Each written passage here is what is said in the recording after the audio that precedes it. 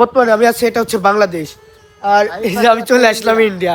আপনারা যেটা দেখতে পাচ্ছেন এটা হচ্ছে ভরসা নদী। প্রাকৃতিক সৌন্দর্যে ঘেরা আমাদের এই বাংলাদেশ। আমাদের এই বাংলাদেশে অনেক সুন্দর সুন্দর জায়গা আছে। আর আজকে গিয়েছিলাম আমরা পঞ্চগড়।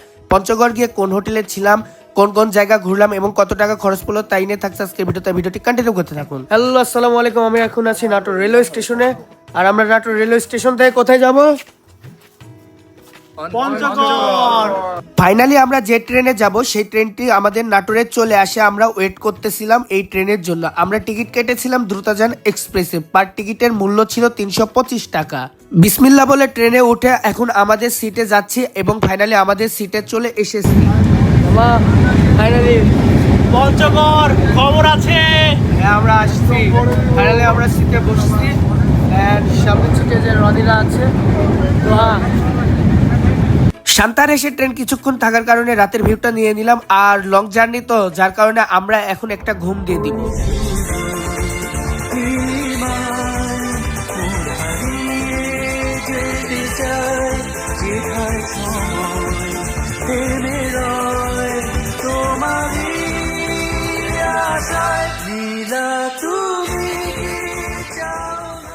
Welcome to. লম্বা ঘুম দিয়ে 6 ঘন্টার জার্নি শেষ করে আমরা ফাইনালি পঞ্চগড় রেলওয়ে স্টেশনে নেমেছি এবং একটি অটো ঠিক করেছি। অটোতে করে যাওয়ার সময় অদ্ভুত নাম দেখলাম, ধাক্কা মারে ইউনিয়ন, তাই আমরাও একটু ধাক্কা মারে দিলাম।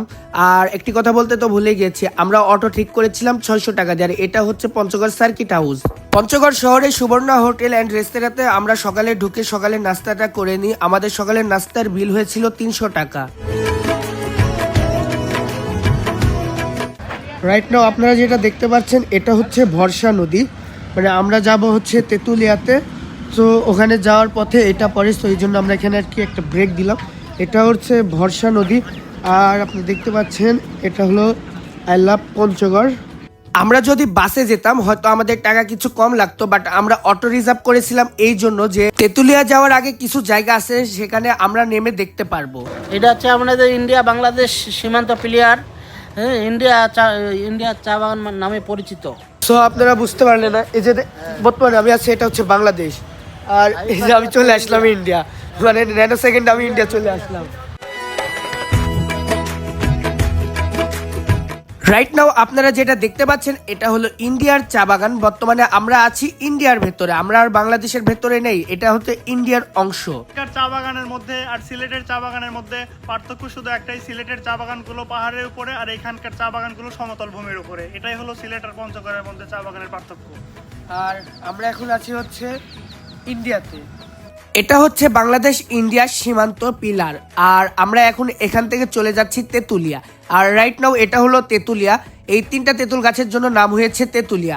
তেঁতুলিয়া থেকে আমরা সোজা চলে আসলাম ডাক বাংলোতে, কারণ এখান থেকে কাঞ্চনজঙ্ঘা দেখা যায়। আর এখন তো যদিও আমরা এসেছি এখানে দেখার জন্য, বাট এখন দেখা যাচ্ছে না। আর সেখান থেকে চলে আসলাম আমরা সীমান্ত পার হোটেলে। যেহেতু আমরা এক রাত স্টে করব এই পঞ্চগড় তেঁতুলিয়াতে, যার জন্য আমরা চলে আসলাম সীমান্ত পার হোটেলে। এসে এই রুমটা আমরা বুক করি এবং এখানে রাতে আমরা থাকবো। আমরা সারা রাত জার্নি করে আসছি, যার কারণে ফ্রেশ হয়ে দুপুরে খাওয়া দাওয়া করে আমরা বিকেলে বাংলাবান্ধা যাওয়ার উদ্দেশ্যে বের হয়ে পড়েছি। বাংলাবান্ধা যাওয়া এবং আসার জন্য আমরা একটি অটো রিজার্ভ করে অটোর ভাড়া নিয়েছিল 500 টাকার। এটা হলো বাংলাবান্ধা স্থল বন্দর। আর এটা হলো শিলিগুড়ি দার্জিলিং, এখান থেকে কত কিলো এটার সাইনবোর্ড। আমরা যেদিন বাংলাবান্ধা বিকেলে এসেছিলাম আমাদের লাকটা হয়তো ভালো ছিল, কারণ আমরা এখানে এসে ইন্ডিয়া এবং বাংলাদেশের প্যারেড দেখতে পেয়েছি।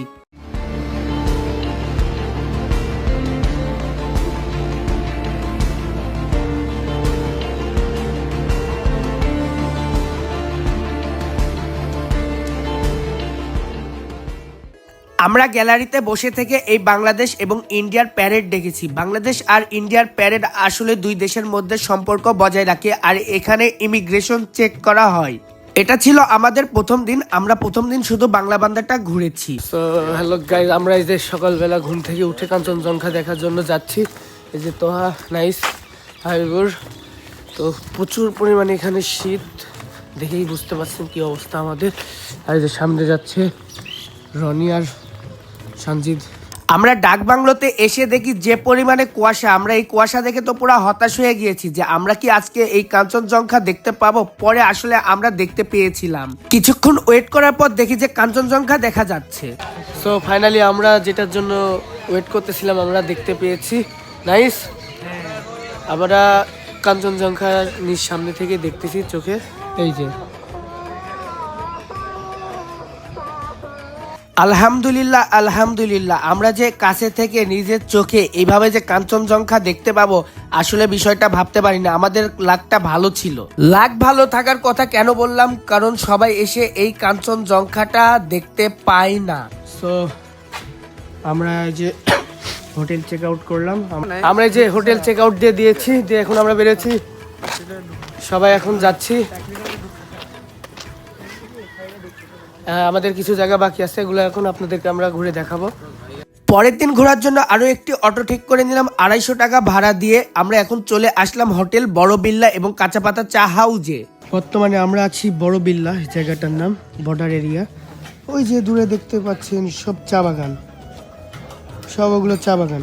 আজকে কিছু জায়গা বাদ আছে, তো আজকে আমি সেগুলো ঘুরবো, ঘুরে আপনাদেরকে দেখাবো। এটা ছিল এখানকার হোটেল বড় বিল্লার কাঁচা পাতার চা।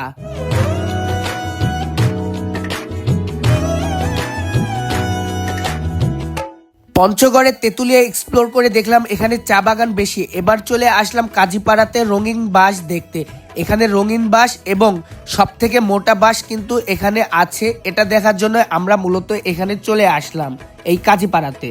এরপরে আমরা চলে আসলাম এই বাংলাদেশ থেকে ইন্ডিয়ার শিলিগুড়ি ব্রিজ দেখা যায়, শিলিগুড়ি ব্রিজ নামে পরিচিত আর কি, সেটা দেখার জন্য। এটা মহানন্দা নদীর ওপরে অবস্থিত। মহানন্দা নদী ভারতের দার্জিলিং পাহাড়ের কাছাকাছি পাগলা জহরা ঝর্ণা থেকে উৎপন্ন হয়ে দক্ষিণ দিকে বারিধার দিকে বয়ে যায় এই মহানন্দা নদী। যেদিন কাঞ্চনজঙ্ঘা উঠে সেদিন সব জায়গা থেকে দেখা যায়। আমরা এখান থেকেও কাঞ্চনজঙ্ঘা দেখতে পেয়েছি।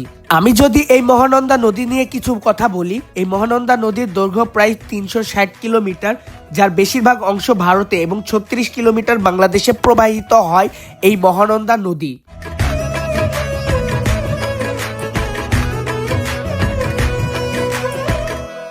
দেন সেখান থেকে আমরা চলে আসি আই লাভ তেঁতুলিয়া লেখা জায়গাতে। এখানে আছে শুধু এই গাছপালা, মোটামুটি আছে, আপনারা ছবি উঠাতে পারবেন। এই কয়টাই ছিল এই পঞ্চগড় তেঁতুলিয়াতে ঘোরার মতো জায়গা। আরেকটি জায়গা আছে কাজী অ্যান্ড কাজী, সেখানে পারমিশন লাগে, আমরা পারমিশন পেয়েছিলাম না। আর সেখান থেকে আমরা চলে আসি এই আশা টি হাউসে এখানে চা নিতে। আমরা ট্যুরে গিয়েছিলাম 6 জন। আমাদের টোটাল পার পার্সন খরচ পড়েছে 2200 টাকা। আর আজকের ভিডিও আমার এই পর্যন্ত। দেখা হচ্ছে পরবর্তী কোনো সুন্দর একটি ভিডিওতে। ভালো থাকবেন, সুস্থ থাকবেন, স্টে সেফ। আল্লাহ হাফেজ।